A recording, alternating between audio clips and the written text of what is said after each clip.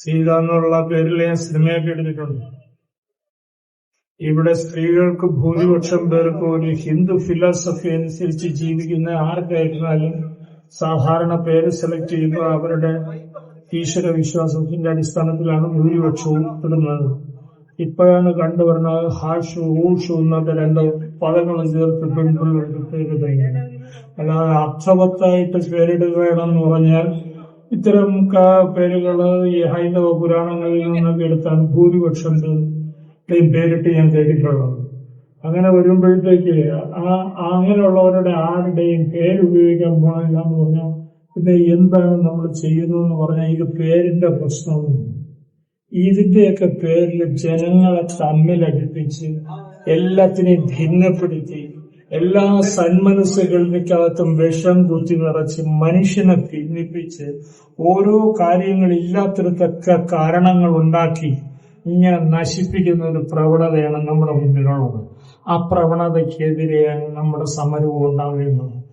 സിനിമാക്കാർ സമരം ചെയ്യുമ്പോൾ അതിന് ശക്തി കൂടും, എണ്ണം കുറഞ്ഞാലുമെന്നാണ് എന്റെ വിശ്വാസം. അക്കൂട്ടത്തില് കേരളത്തില് സിനിമയിലെ ഏറ്റവും വലിയായിട്ട് പല അഭിപ്രായം പറഞ്ഞ് പല സംഘടനകളും ഇവിടെ തിരിഞ്ഞു നിന്ന് സമരമൊക്കെ ചെയ്യുമെന്നുണ്ടെങ്കിൽ തന്നെ പൊതുവായി ഇത്തരം മാനുഷികമായ പ്രശ്നത്തിലും കലയുടെ ആവിഷ്കാര സ്വാതന്ത്ര്യത്തെ ഖണ്ഡിക്കുമെന്ന് കേൾക്കുമ്പോൾ അതിനെതിരെ പടവാൾ ഉയർത്താനായിട്ട് എല്ലാം മറന്നു ഒന്നിച്ചു വന്നു നിൽക്കുന്നു ഈ സമരമുഖത്തെന്നുള്ളതാണ് ഈ സമരത്തിന്റെ പ്രത്യേകത. കാരണം സിനിമ എന്ന് ഉച്ചരിക്കുന്നത് കൊണ്ട് അവരുടെ ഹൃദയത്തിലേക്ക് അവരുടെ സ്നേഹധാരയിലേക്ക് തമ്മിൽ ഭിന്നിപ്പിക്കുവാൻ വരുന്ന കത്രികയാണ് നിങ്ങളുടെ മുമ്പിലേക്ക് ചൂട്ടുന്നത്. വെറും ഒരു ജാനകിയുടെ പ്രശ്നമല്ല എന്ന് മനസ്സിലാക്കിയപ്പോൾ കൂടി നിന്ന എല്ലാവരും കൂടെ ഒന്നിച്ചു വരുന്ന ഇതിന് നിങ്ങൾ സംഘടിക്കുന്നു എന്ന് പറഞ്ഞപ്പോഴത്തേക്ക് ചെയ്യാൻ വയ്യെങ്കിലും നിങ്ങളുടെ അടുത്ത് വന്ന് എല്ലാവരെയും ഒന്ന് കാണാൻ ഈ അവസരം ഉപയോഗിക്കുകയും അതിന്റെ ഒരു അമർഷം ഈ അന്തരീക്ഷത്തിന് കൈ ഉയർത്തി ഇടിച്ചിട്ട് പോകണമെന്ന് വിചാരിച്ച് തന്നെയാണ് വന്നത്.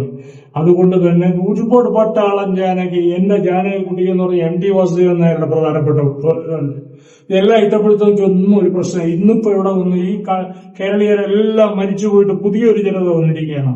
അപ്പൊ നമ്മൾ തന്നെ പണ്ടും ഉണ്ടായിരുന്നു.